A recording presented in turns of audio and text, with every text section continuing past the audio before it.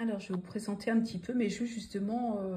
Alors, certains jeux, hein, parce que j'en ai tellement... je pense que je vous referai plusieurs vidéos pour vous présenter les autres. Alors, celui-là, je ne peux que le présenter, puisque ça, c'est un de mes supports chouchou depuis des années, que j'adore, qui est l'Oracle Lumière. Je le trouve très puissant, très pertinent. En tout cas, pour ma part, c'est vraiment un oracle qui me parle énormément et qui, pour moi, apporte vraiment des réponses très carrées. Mais chaque jeu a sa particularité, de toute façon. Pour moi, chaque jeu a son énergie et on ne vibre pas ou pas tous les jours de la même façon en fonction de certains jeux qu'on utilise et en fonction aussi des situations, je vous dirais, qu'on peut avoir besoin de prendre des supports. Alors, celui-ci, je pense que vous le connaissez, c'est l'oracle Garance. C'est aussi un bel oracle que j'utilise depuis l'an dernier. Voilà, depuis quasiment qu'il est sorti.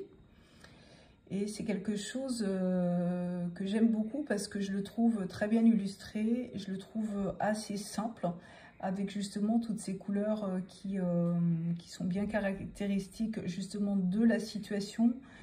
Et les images sont vraiment très très belles. Donc c'est aussi un de mes chouchous. Ça, c'est l'oracle des âmes. C'est l'oracle des âmes. Je le trouve très très fort pour moi quand on est sur un travail spirituel de recherche profonde justement de ce que veut dire l'âme, de ce que on veut travailler sur le côté incarnation.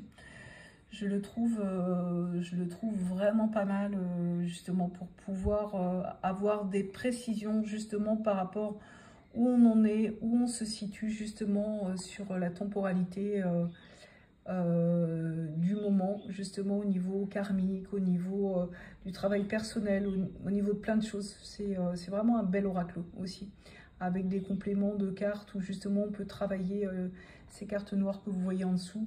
On peut vraiment travailler en profondeur et méditer justement sur les cartes qui nous sont données par les guides.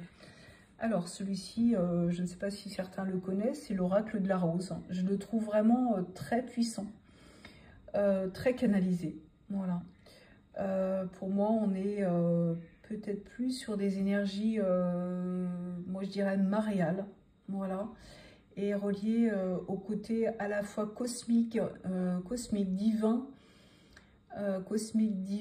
mais vraiment sur un travail très très très lumineux, justement de soi. C'est vraiment un très bel oracle. Les illustrations sont juste pures et magnifiques. Voilà. Autrement, il y a les deux petits oracles.